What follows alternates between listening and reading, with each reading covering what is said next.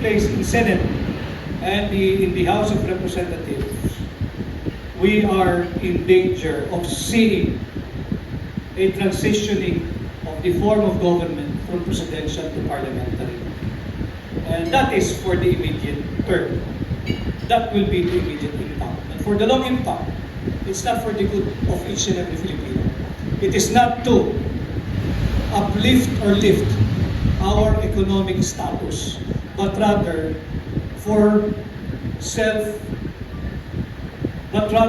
perpetuity, political perpetuity being pushed by several interest groups and a handful of political families.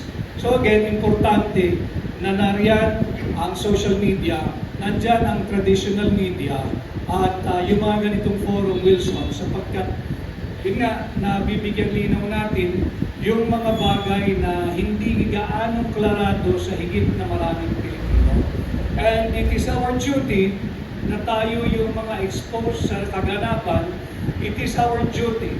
We should all take it as our duty to inform and enlighten the rest of the Filipino people who are just so busy earning a living, working, or doing anything just to make both ends meet.